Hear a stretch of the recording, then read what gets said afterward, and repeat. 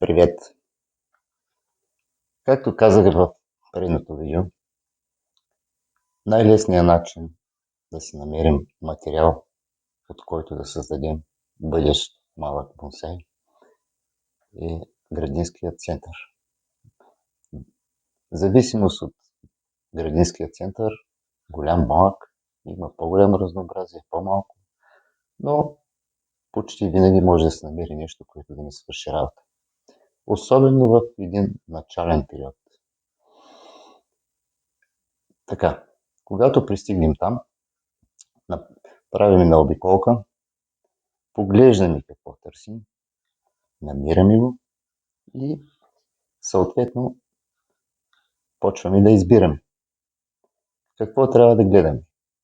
Растението трябва да бъде здраво, да кажем без чупени клони, без гъбични заболявания, без акари, други инсекти и така нататък. Общо взето здраво, жизнено растение.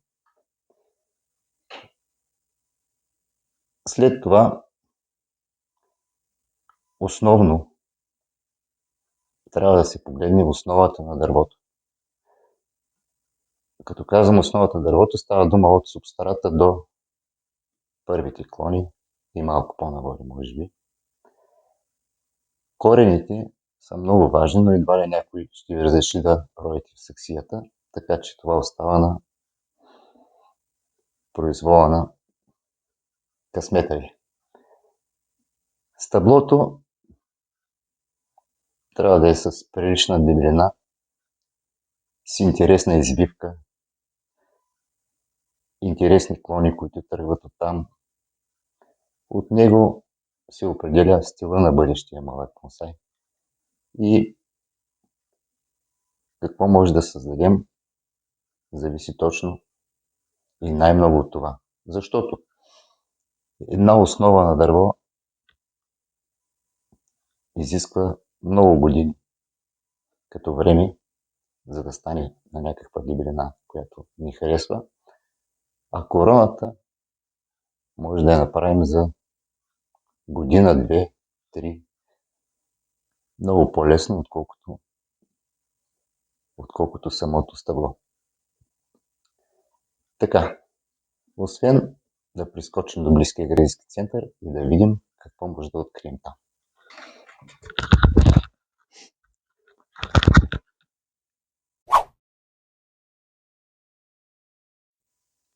Вече съм в градинския център, от който съм приятно изненадан. Веднага отиваме при нашите бъдещи дръвчета, малки, именно два вида – берберис и котониастър. Отбелязах къде трябва да гледаме. Трябва да гледаме основата на дръвчето. И именно това правим в момента.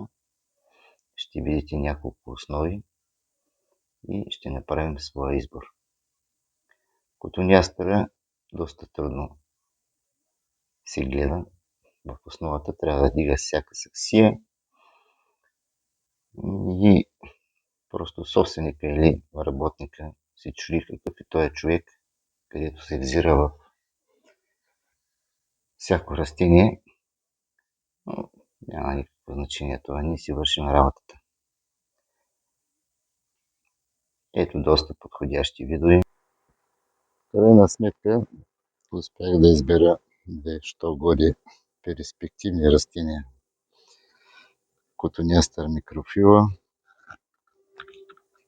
и този кисел трън.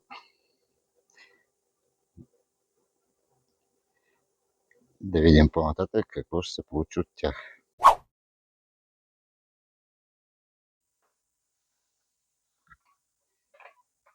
Ето го нашия кандидат за бонсай на масата за работа. Берберис атропурпурея, предполагам, нямаше етикет, няма голямо значение. Избрал съм растение с минимални рязания, лесно много лесно, без някакви сложни интервенции, да си помъчим да направим нещо. Така, какво може да се направи от това дръвче? Имаме 1, 2, 3, 4, 5 клона. Имаме стъбълце, дебеличко,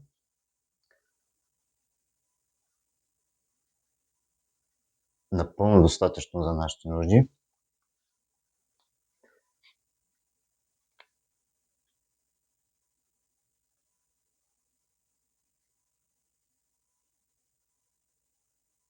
Така, ще направим нещо като стилът хукидаши или метла на български, макар че стъблото не е достатъчно право, но не е нужно за нас да изпадаме в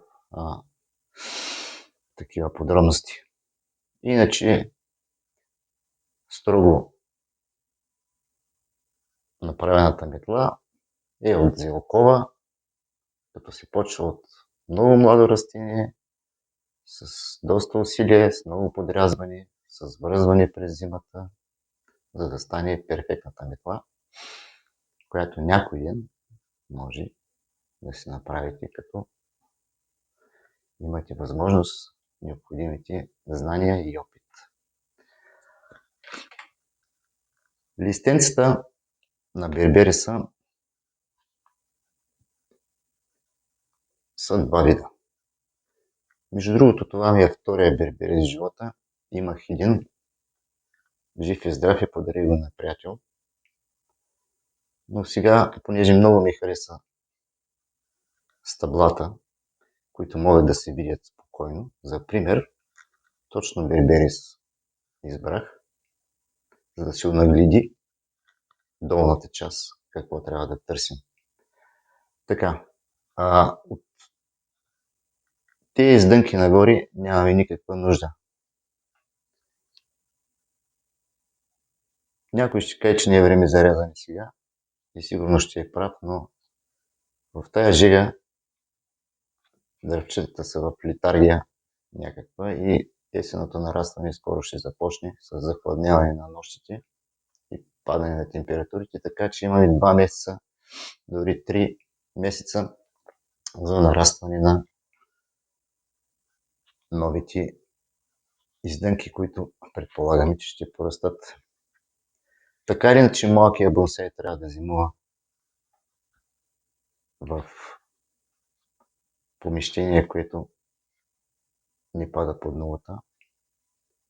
Така че няма да се притесняваме, че новите клони ще измръзнат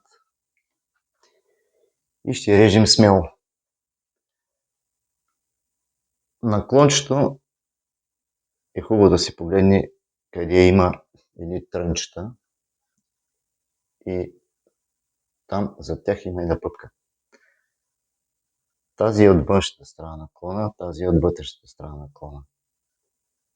Ще режем над първата пъпка, която е навън. Втората пъпка, която е навътре, не ни е нужна, защото ще влезе в короната на дървото.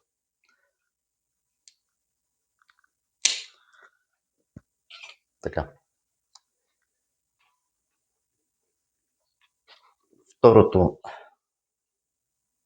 Втората е издънка нагоре, също тук е настрани, тази е навътре, тази е надясно. Тъй като сме оставили една или може би тук има още една, ще срежем над страничната пъпка.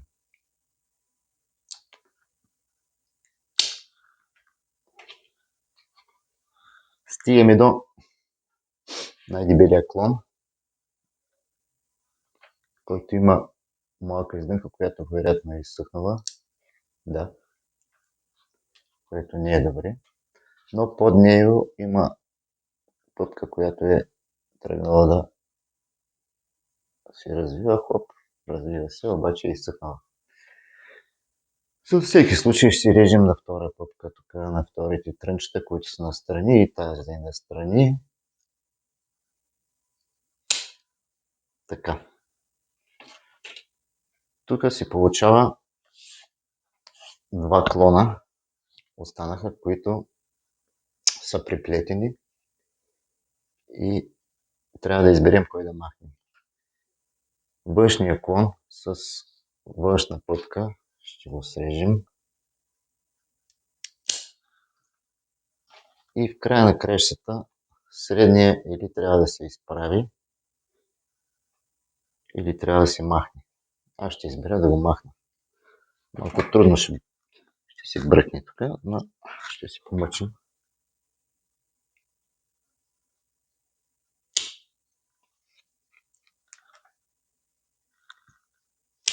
Да го махнем.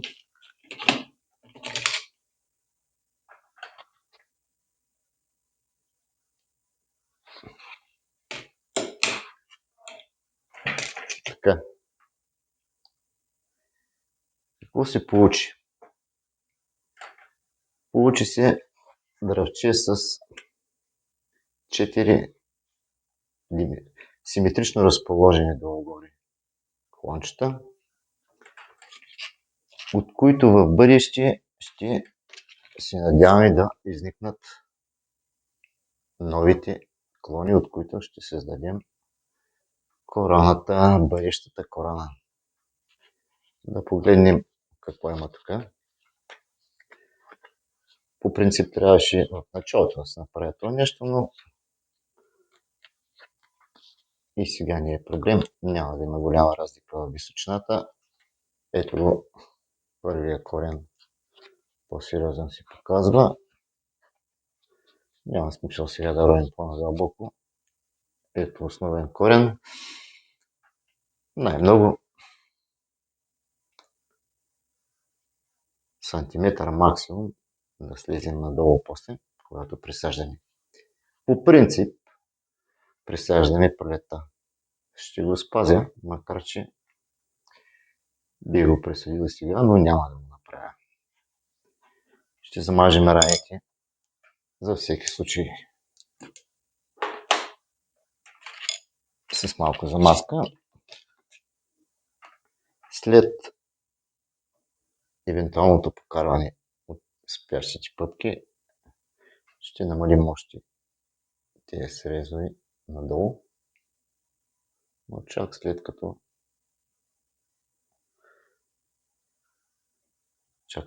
израснат новите кончета.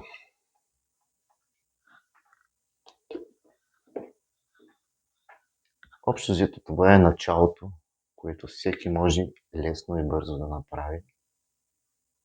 С малко мисъл, с малко виждане в бъдещето с някакъв крачка напред, с малко размисъл какво може да се получи и в крайна сметка, ако не след първия, след втория, след третия опит, при всички положения ще има резултат, ако имаме желание. Ще следим развитието на това берберис. Ако всичко е наред, напролет ще го присъдим в подходяща саксия и ще видим как ще се развива. За сега, чао!